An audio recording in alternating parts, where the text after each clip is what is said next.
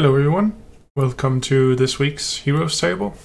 Once again, we will be doing it a little bit different than what some of you have been used to. These next few weeks up to release will be focused on answering questions by you guys in the chat.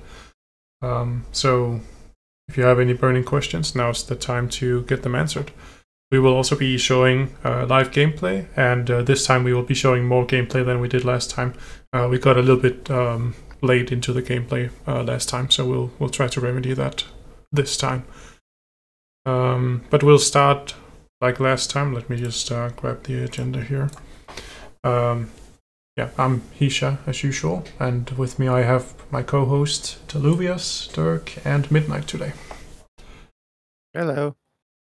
Hey everyone. Howdy. And yeah, as I said, we'll be repeating last week, basically not the same content, but the same agenda. So we'll have the AMA part throughout the entire episode, and then we will have the gameplay. So this time we want to be discussing some events that's happened since last time, clearing out some stuff that we want to talk about first, and then once we open it up to the general chat, we will also start the gameplay as well. That way we will hopefully get some questions about that as well before it's too late. So yeah, any important news that you guys want to start with?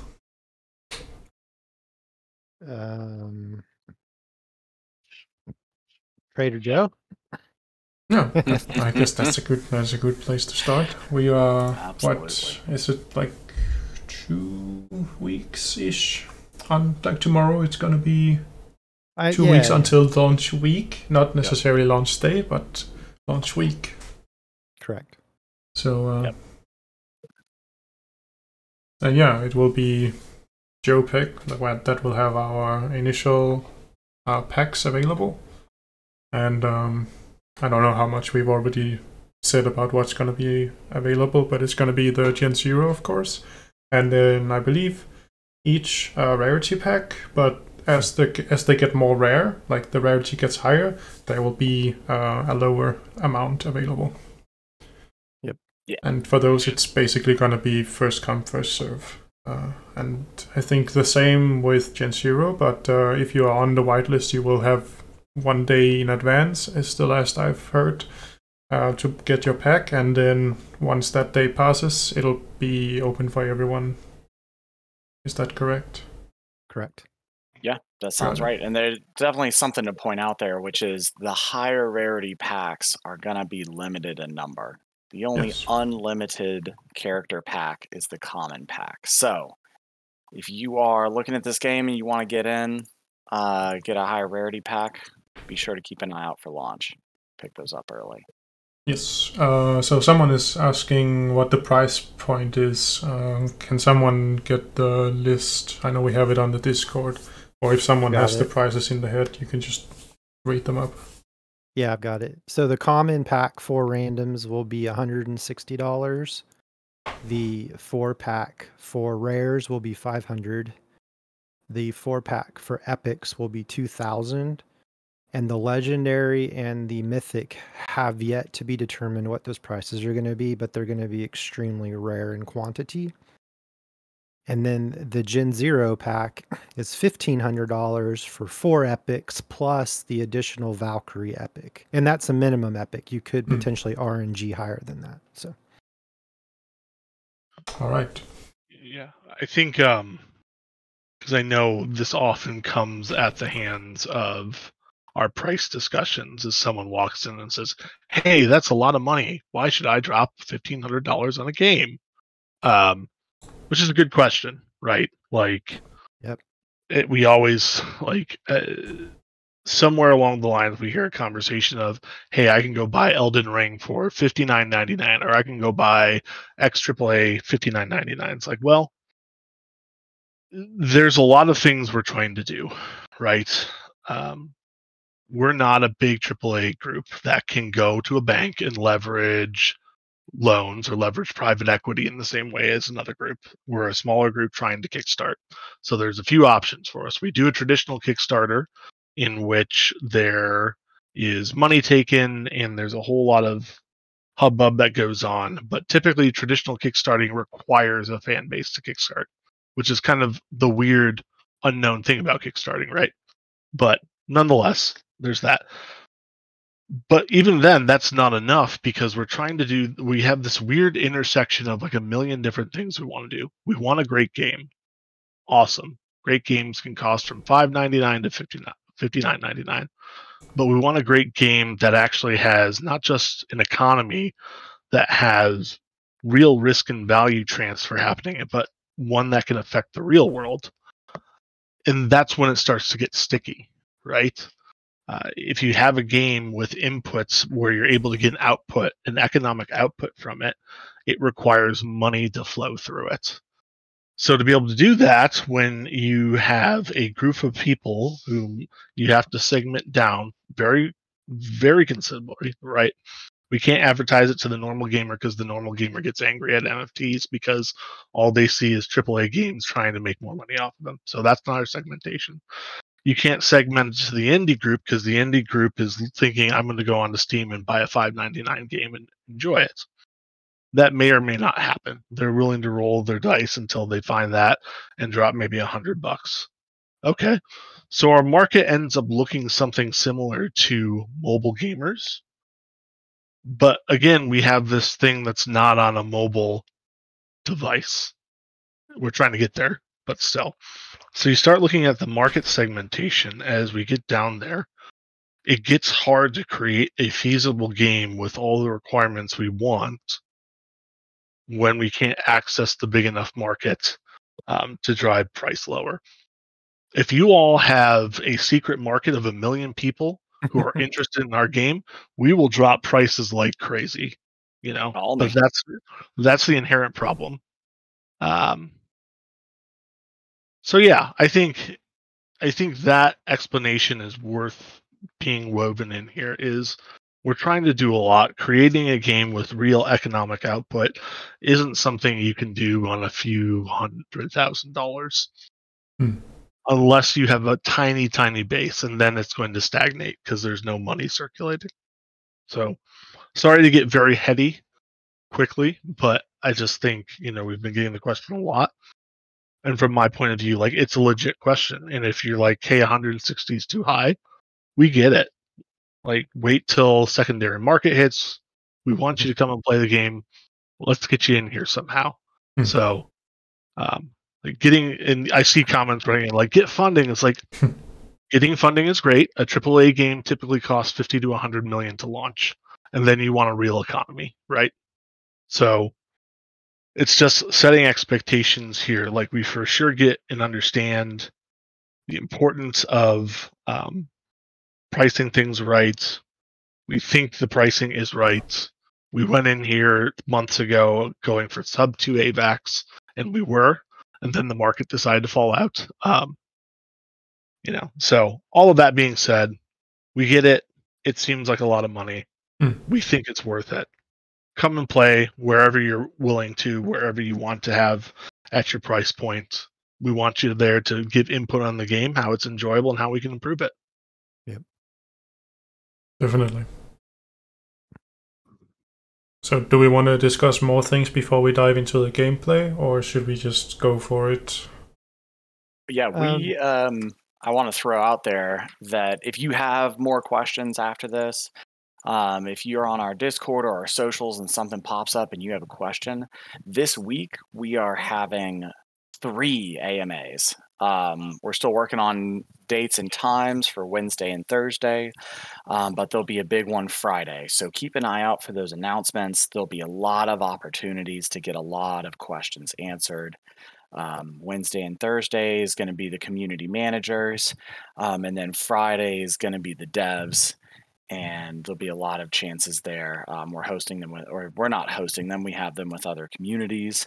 And then maybe next week we'll host our own. Can we talk about where we are hosting them, or is that still to be announced?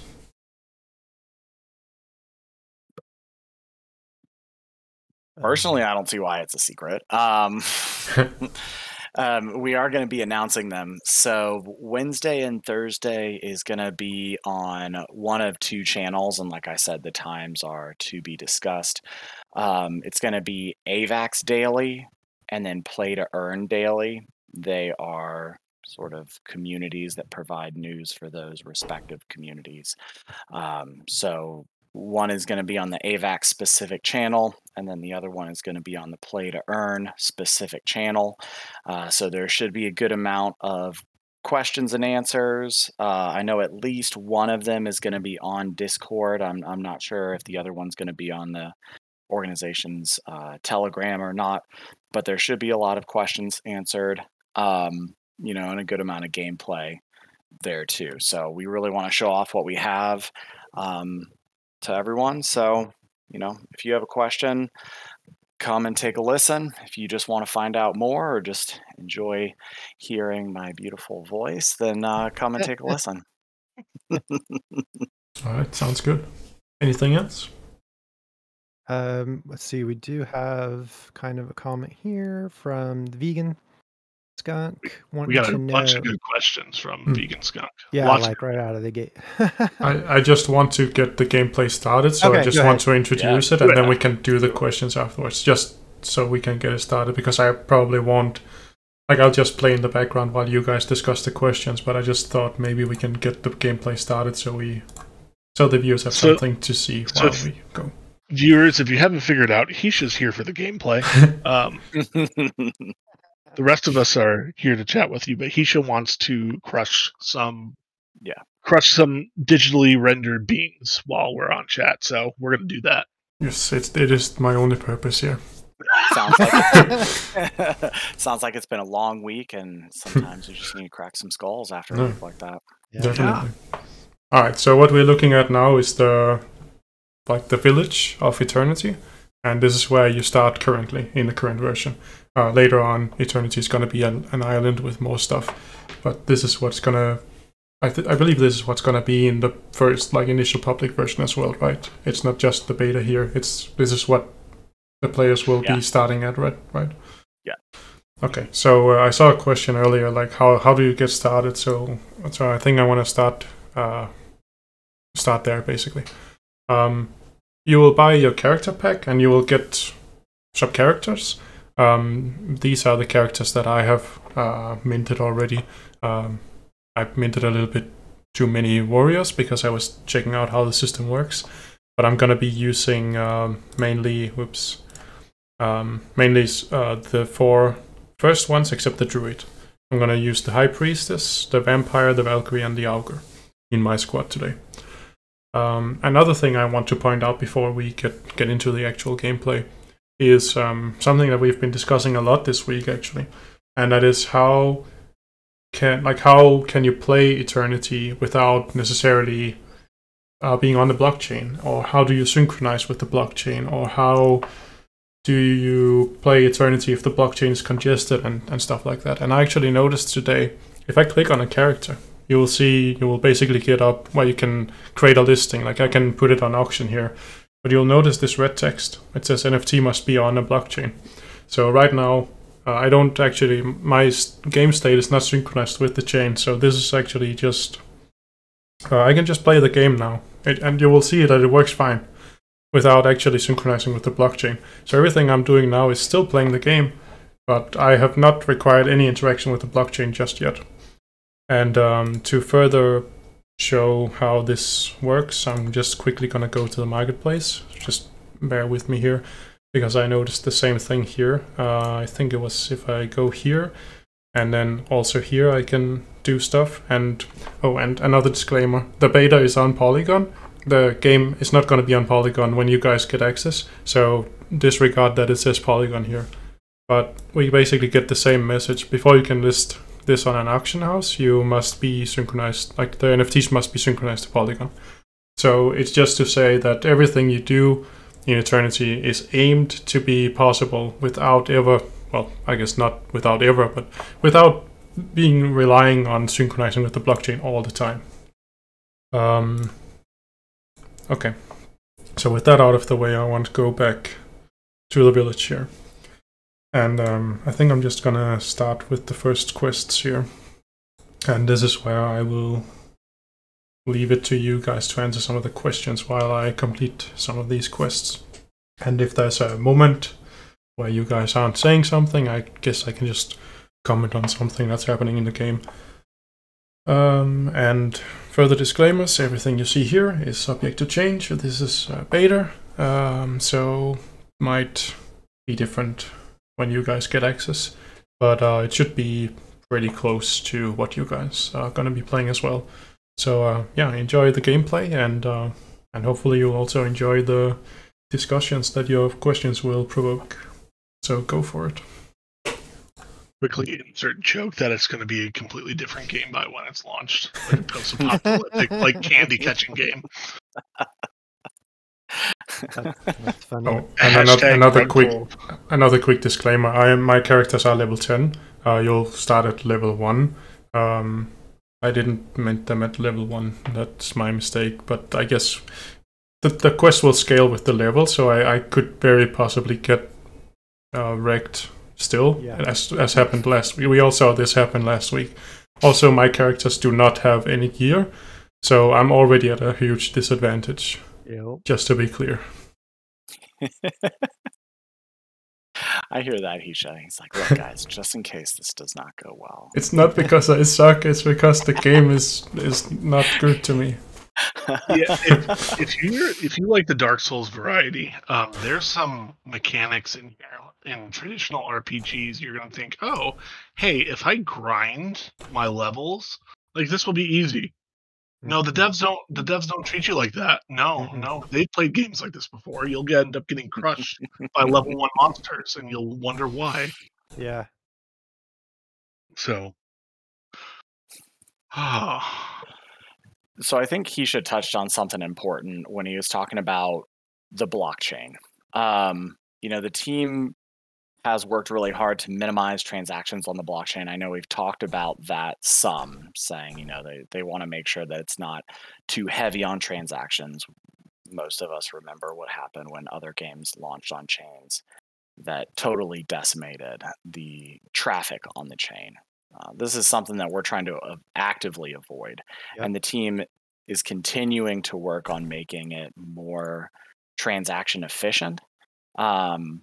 And even just this past week, they made some changes to when transactions happen to make it so that there are less transactions. That's going to save you gas. Yes. They're looking at metrics about how much gas you're going to pay to get to level 50. So this is something they're actively aware of and actively working on. So, for anyone that's worried that we're going to crash Avalanche with our transactions, it's not going to happen. And actually, just to chime in here, if you guys noticed, I didn't have to do a transaction to start this quest either. As we saw last week, I did have to do a transaction to start the quest. That is not the case this time. So just worth mentioning. Yeah, absolutely. And if I'm not mistaken, that is the change that was made this past week. They have sort of shifted when transactions are required in that specific instance. So you'll notice, occasionally there'll be an item that's required to start a battle, and that very well could take a transaction, but they'll continue to work on it and make it more efficient for you. And the reason for that technically is because it has to, you have to be synchronized with the blockchain so that it knows what items you actually have. So that's the reason you will require a transaction for those quests. Yeah.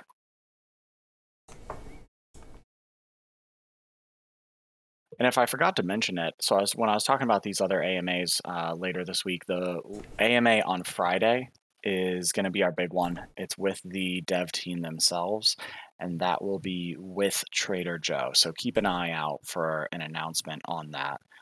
They'll be talking to the Trader Joe team, and I believe their intention is to play the game as well. So we'll get some questions from them and connect these communities.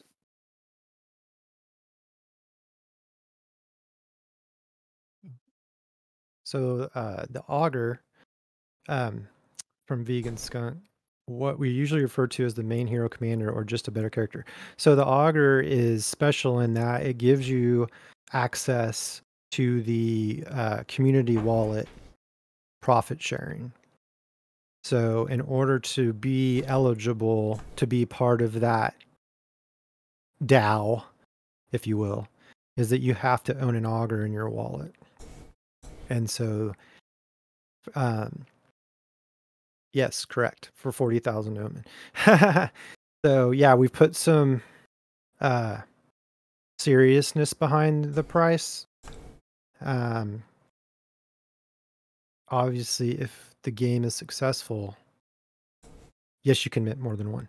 If the game is successful, we think that it's going to be probably the first token to NFT transfer that appreciated in price. And that's a goal that's, part of this, is that we want to be able to push revenue from the game to augur holders.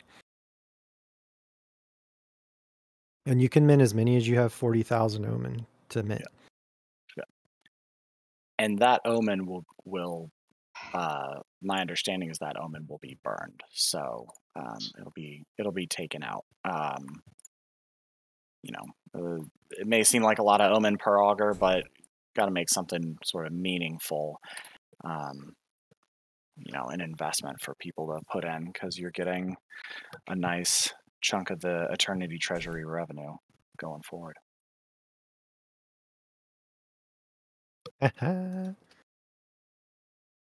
You and me both, V. Might and Magic 2 or 3 was one of my first computer games back in like 91, 92. I can't remember.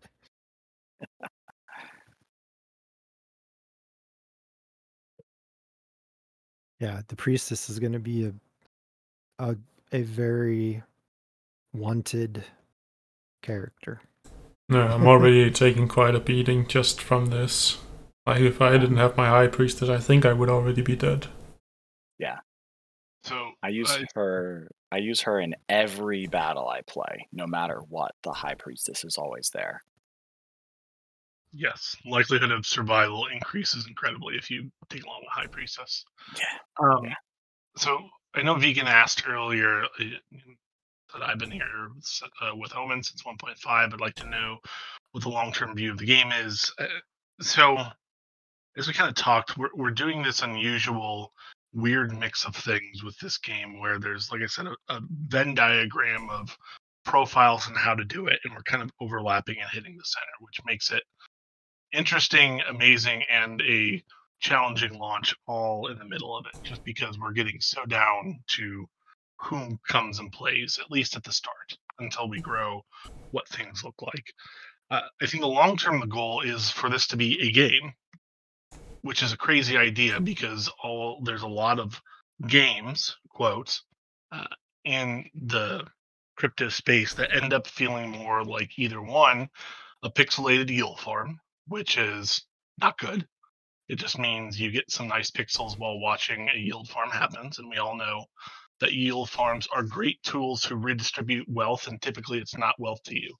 So that's one of the games we've been finding. The other is something that's trying to be a game, but it's so focused on almost being a tool for wealth, not quite a yield farm, but trying to do this mix with tokenomics where it just doesn't feel like a game.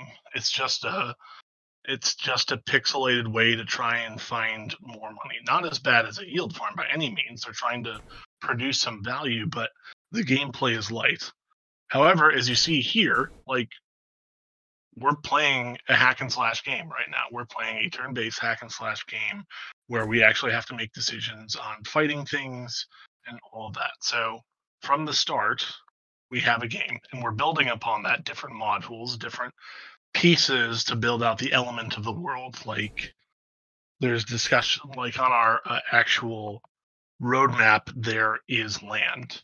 And land is not just going to be hey, you buy an NFT for land and there you go. There's actually, we've had discussions internally about trade routes, how actually creating a trade route game where having extra characters being utilized for those missions and to actually be putting them back into action rather than just having just having them sit in your wallet doing nothing. There's been internal discussions about a war campaign mode, where actually you can have a larger scale battles with your characters. We haven't fleshed it out as much, and the devs have been holding that tight to their chest. So I would get excited long term for that. I've been pitching a dungeon idea where basically players can create dungeons on their own land as landowners and have this kind of game between them of who can get the most pot of money or who creates the most challenging dungeon with the tools they have. So we're actively sitting and talking about in development more things we can add, and not just, hey, these are more financial ways to extract money from you, but actually more gameplay issues that create economic incentives within the game that actually bear something outside of the game. And that's the difference, I think, and it's other great groups. I think other groups are trying to do this as well. I think the advantage for us is we're coming into this with an actual game that you can play right off the bat, one where you're minting tokens at launch. I feel like that gets lost in this. There's been so many pre-launch mints that you have no clue if you're ever going to get a game or not.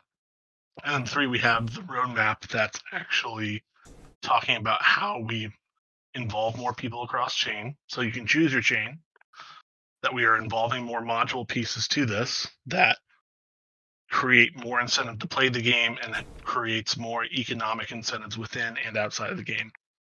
And then 3, just, we want an actual active community that participates and creates livelihood around it and helps guide the direction of it. I would love to have, as we get the DAO rolling, this ability for people to come up with a storyline and characters, and we go to the devs and say, all right, here we go. So-and-so said this. We all signed off on it.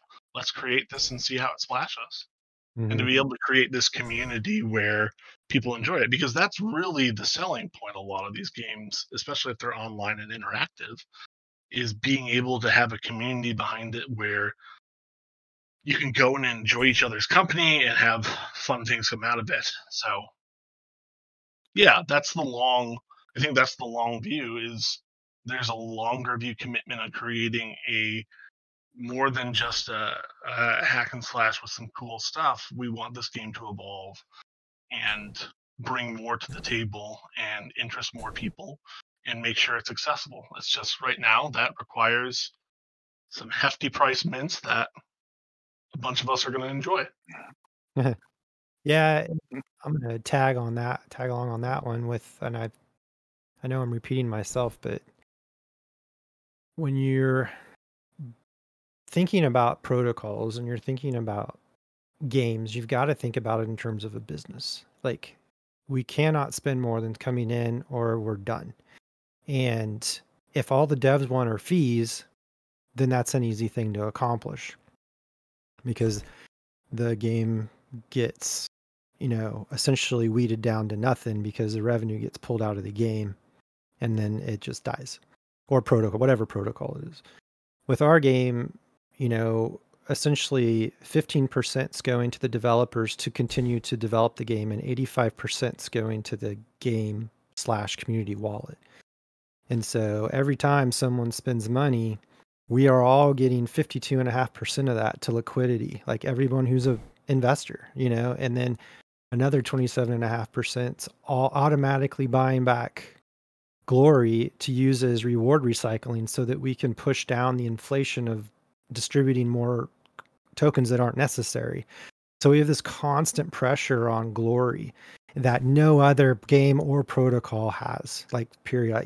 There's nothing that I've ever seen that's pushing 80% of the revenue into the revenue bearing token.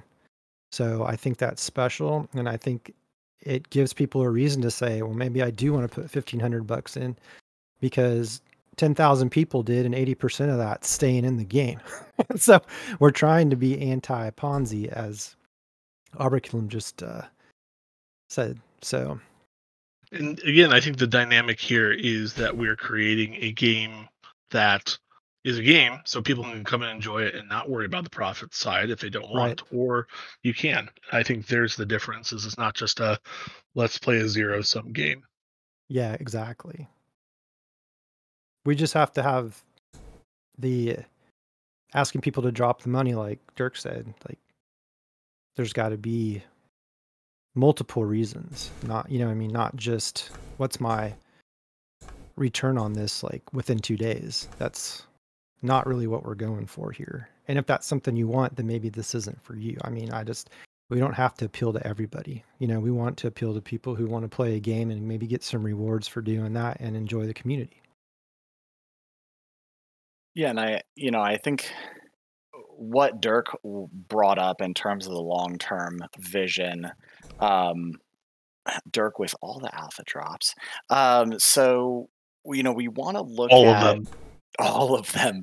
So we want to look at different types of gamers, different types of investors. Do you want to play a turn-based game that actually requires thought and some planning and some skill and some work? Do you want to put some characters in a game and let them produce some passive income for you? We have the AFK system coming. Do you want to buy land and work on those mechanics? Each of these pieces appeal to a different type of investor and a different type of gamer in the end.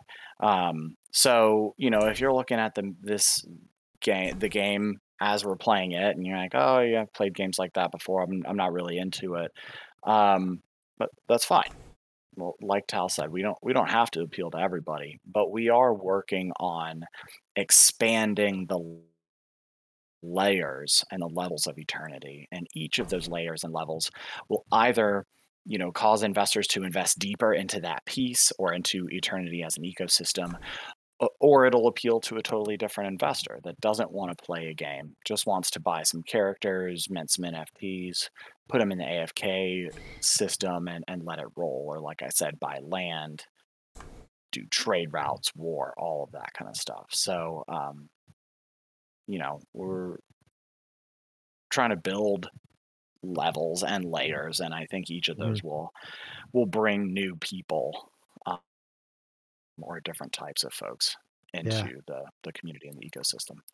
Yeah. I think that's key. Is if you're looking from this as an investment standpoint, there are opportunities where you could make profit, and there's opportunities where you could lose money, like 100%. It doesn't have to be that way.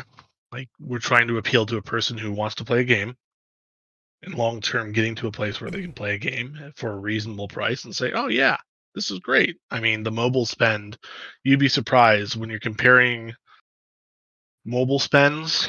Average person on a mobile spend will at least spend $60 in a year for US. And remember, that's kind of the middle of the bell curve. We're not even talking about the 20 to 30% that are in the hundreds and hundreds of dollars, and they're still enjoying that type of stuff. So, and that's what they're willing to just to play a game. Just to play a game where they get no return other than experience.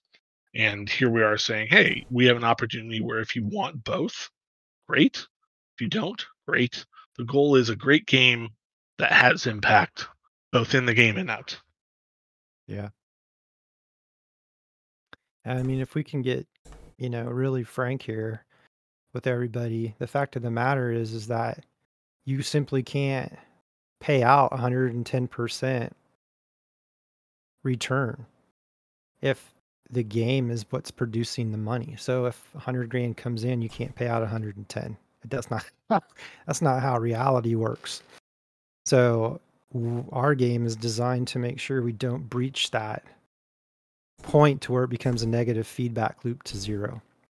And so again, if you need to be here, I mean, to play the game, because it's fun, and it's enjoyable and the community is enjoyable. But if you're jumping in to, get some insane ROI, it's not going to work. It's not going to happen because we're not interested in ruining our game, by giving out crazy APR.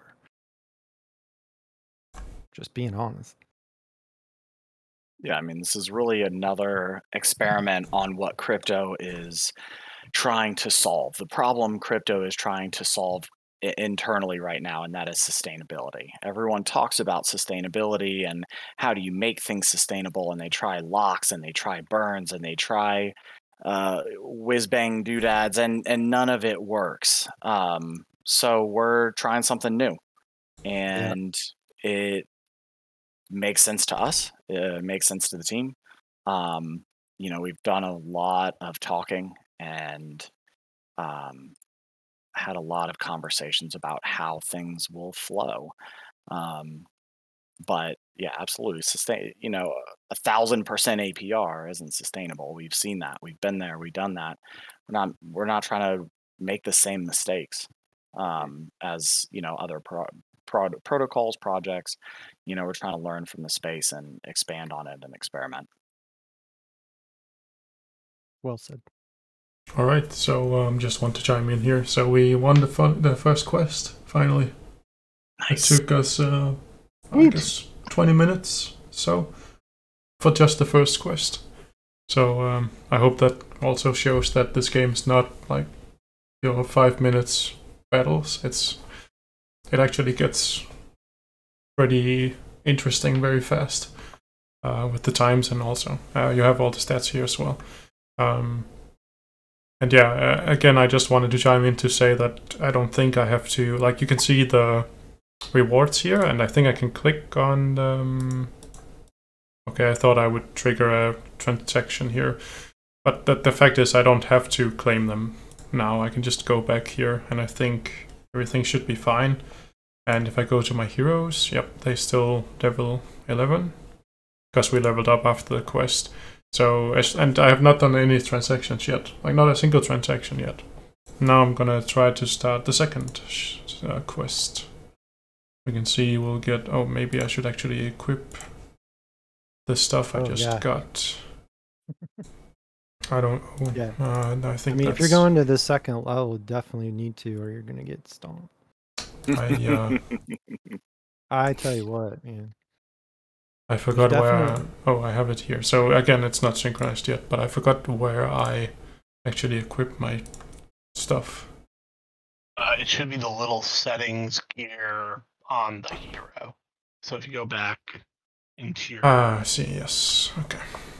Okay, so I can just equip it on the Augur, I suppose.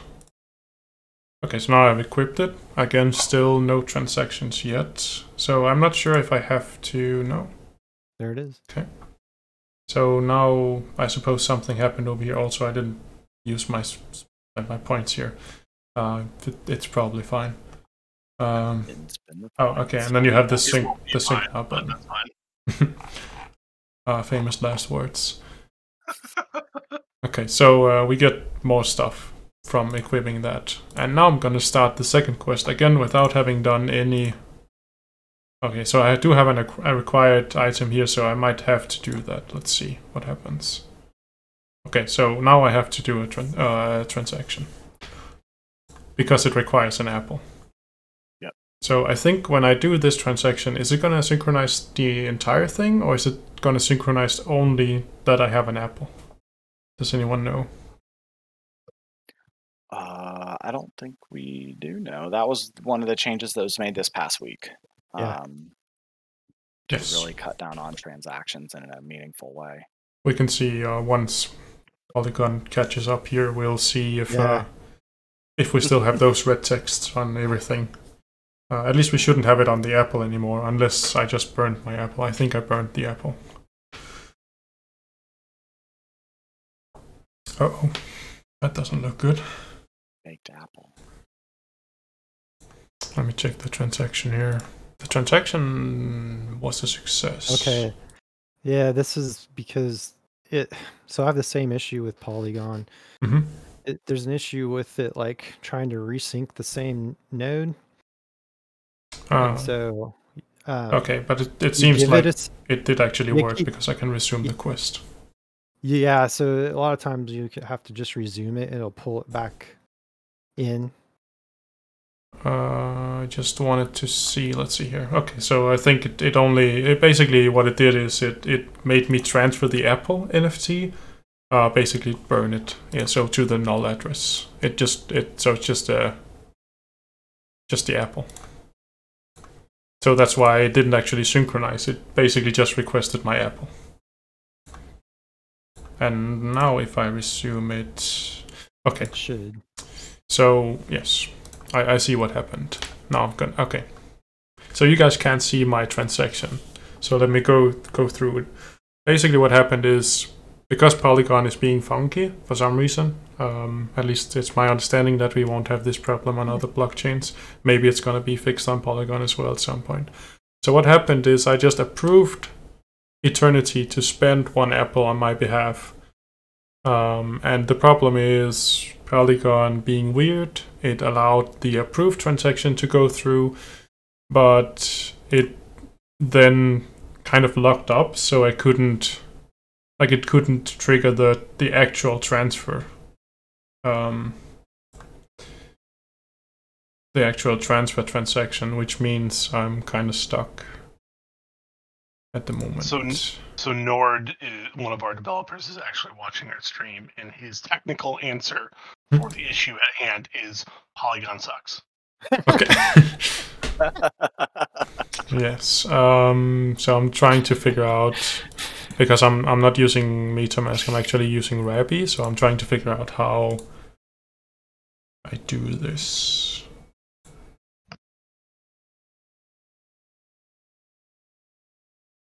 Okay, I'm trying to do something that, like, I can resolve conflicts with MetaMask in Rabby, so we'll see what happens. Oh, Rabby. Okay, it didn't fix it.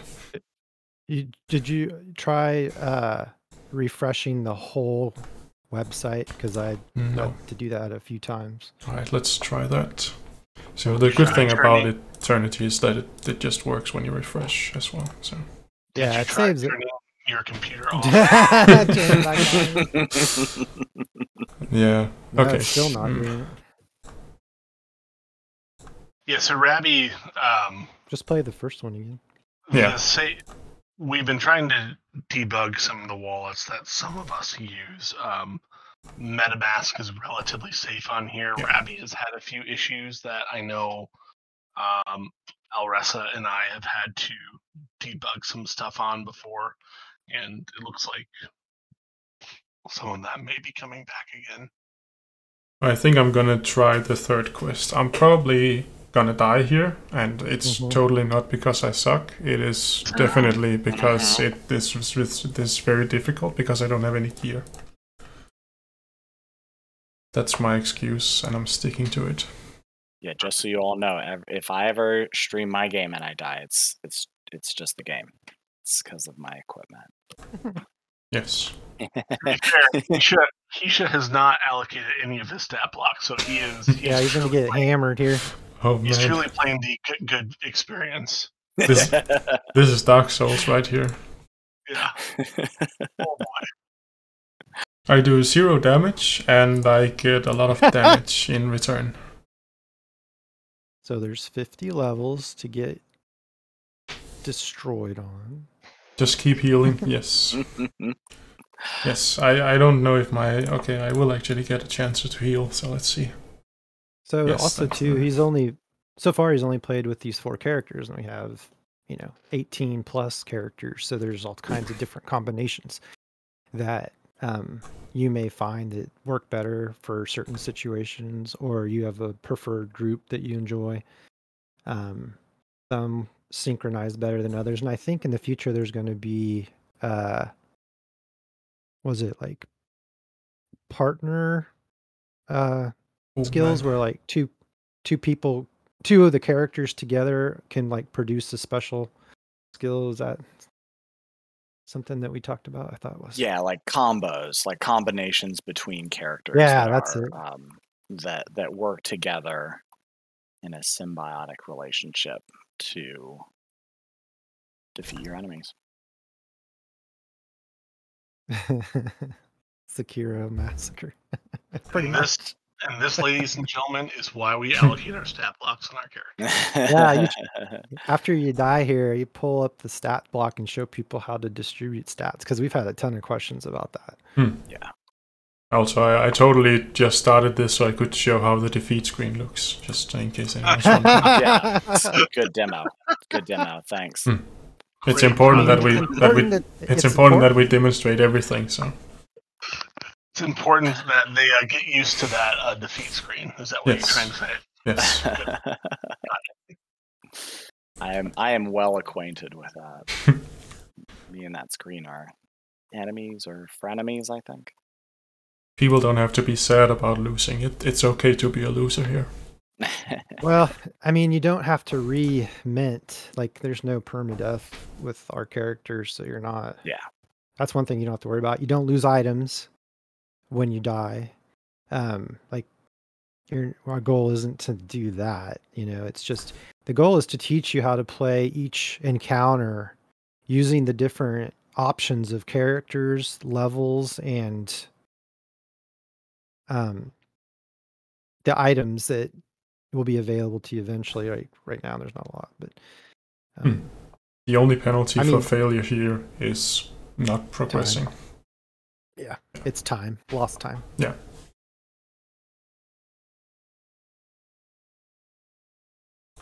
But the feedback loops are very enjoyable. So I played 4 characters through level 7, level 8, from start with nothing. And I know that LRS bumped my XP to make it a little faster, but the feel of playing, winning, getting XP, getting items, going back, putting the items on, leveling up if you level, and then doing the same quest again I found it enjoyable, because I think I played the first quest 10 times.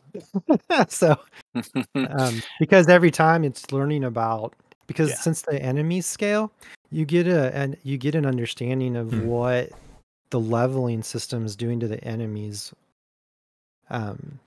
Because there's a point when some of the enemies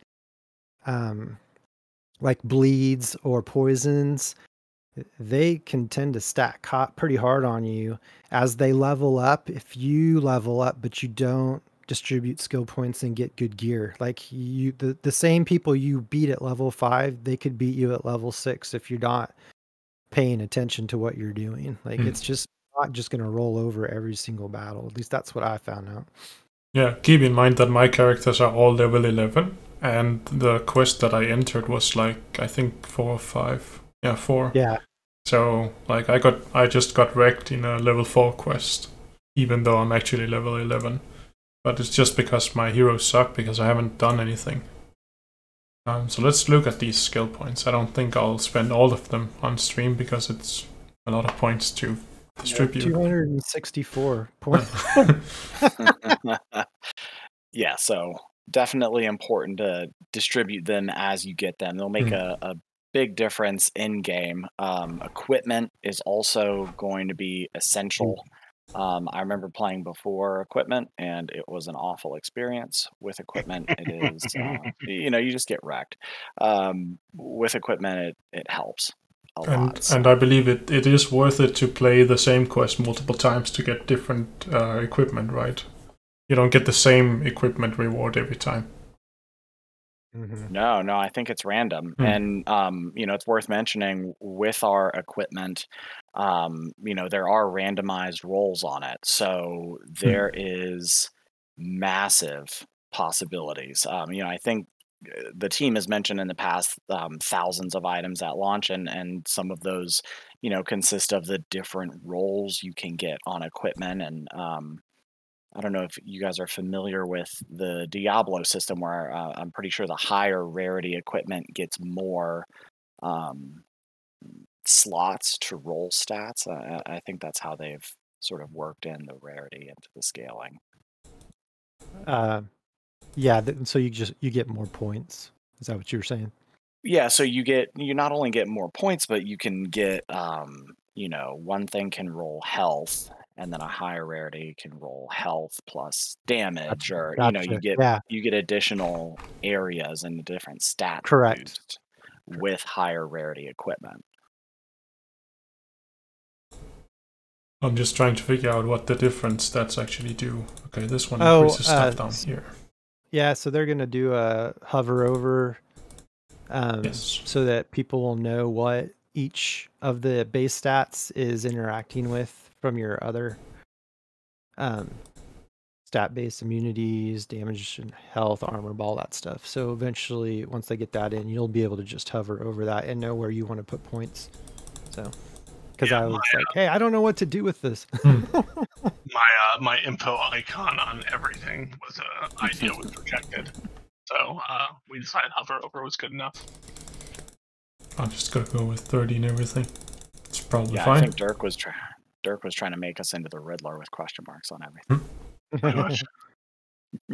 The safe thing. So if your spellcaster focus is huge, if your hand-to-hand combat power is huge, vitality is hit points, toughness is, I believe, hit resistance for damage attacks, and then will, I think, is against, I don't remember if it's magic attacks or not, and then luck is just your standard luck modifier that's thrown into everything of you might get a secret miss when you're not expecting it.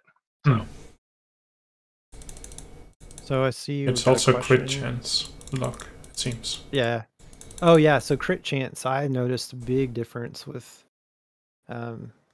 doing that on my right out of the gate characters that started level 1. Like if you can get up to 10% right away, those crits make a huge difference.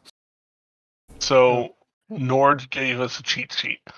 Power, physical damage, focus, magic damage, agility, increase haste, dodge, accuracy. Vitality, every 1 vitality equals 5 hit points. Toughness is all damage immunity. Will reduces chance for debuffs, and luck is critical. So I notice your crit damage multiplier is 1. Does that mean there is like this, like the Augur can't, or this particular character can't do critical, or is it like 1 times extra, so it is actually times 2, or do we know? I don't know. Nord's typing though. I'm going to answer Nord something else. Bigger portion, the equipment won't display on the characters, yes. And I think we talked about that for future. Potentiality that they would be cosmetic looking appropriately at some time, possibly. Just not at launch. So, but I don't know like the time frame on that. I just know we've discussed it. So, and there's definitely interest in, not the equipment displaying, but different skins on different characters. We showed off our Warrior Joe this past week, and there's definitely an interest in creating characters with different skins, though in terms of skills and abilities and stuff, they will be the same. There may be some interesting mechanics with partner characters like that. I'll leave the team to talk about that later on if they want to. But yeah, having equipment display when you equip it would be great. We will have some different cosmetic skins that will become available after launch. Right, so have you caught up with all the questions as well?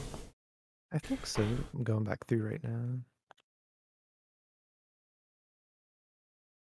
Some of these I went ahead and just answered in the text, the stream chat. So. Oh, okay, yes. That's why I didn't hear about it. Okay. Yeah, I was just keeping it rolling, so I think we're up to date. If I miss anybody, please throw it back up there and we'll get it, but I think I caught everything.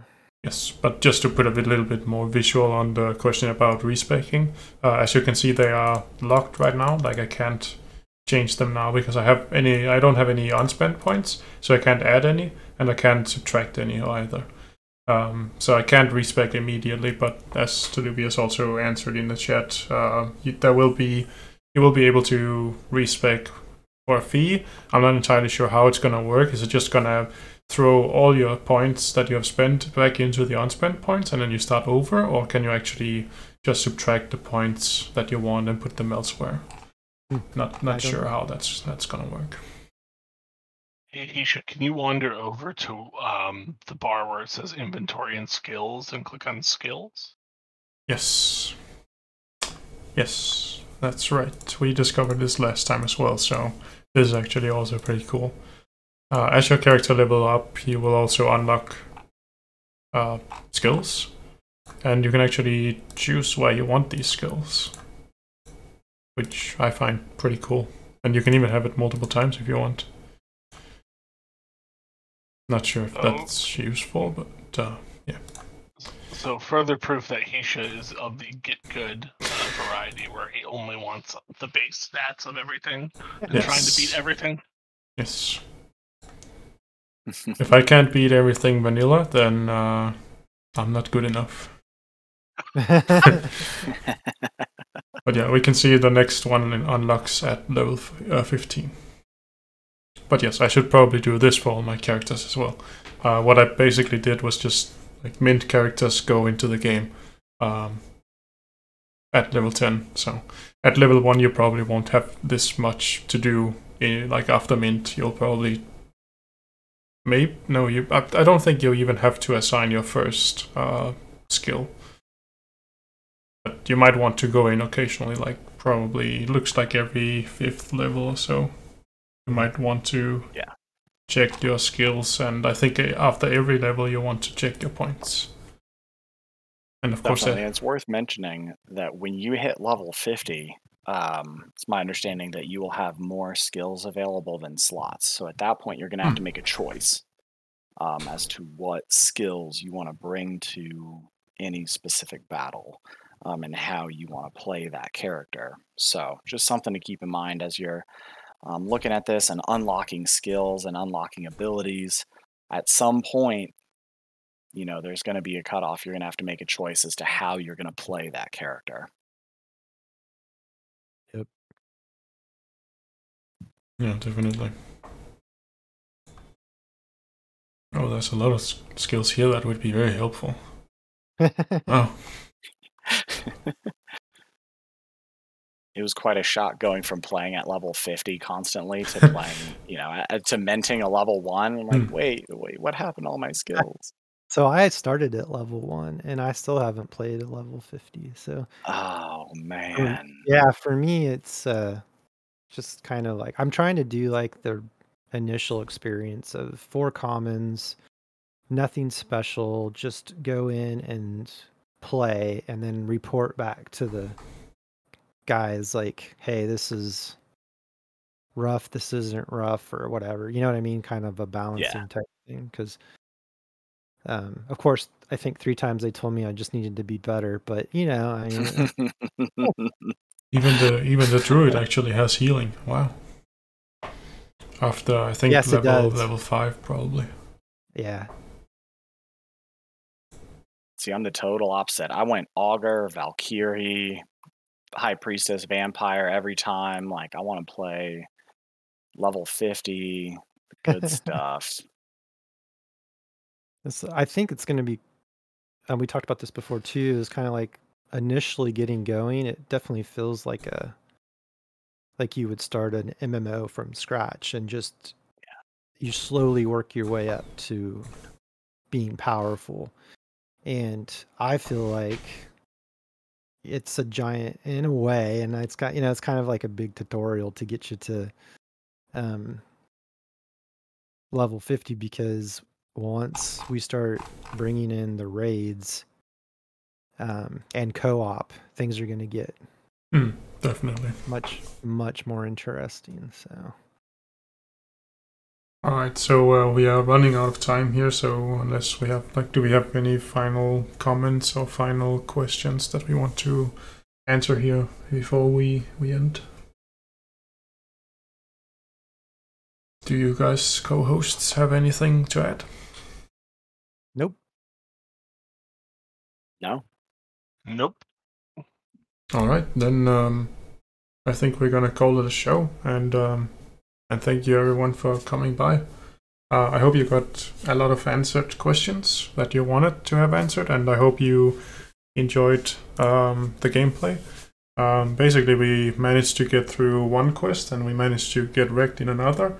I suppose before next week's stream, I should spec my characters properly, and then we'll see about doing some more quests, so we don't just do the same quest over and over. So yeah, maybe we can beat that level 4 quest next time. I can farm the level 1 quest and maybe get the level 2 quest working as well in the meantime. And yeah, make sure to follow on Twitter and here on Twitch, and if you're watching this on YouTube later, remember to subscribe to our YouTube channel as well. And yeah, join our Discord if you aren't already, and you will find all our social links in the links channel on Discord. And you can find the Discord at discord.gg/EternityRPG. I think that's all the shameless self-promotion. Just want to mention real quick, don't forget the whitelist is open. If you are interested in minting a Gen 0 pack of characters, join our Discord and sign up. Yep. There's a form in the announcements. You don't need to do anything special other than to click on it and fill it out. We have allocated a good amount of spots, and we haven't done any kind of, spam Discord invite baloney. Like, if you want to be here, we want you to be a part of this. So that's how we're handling this. All right.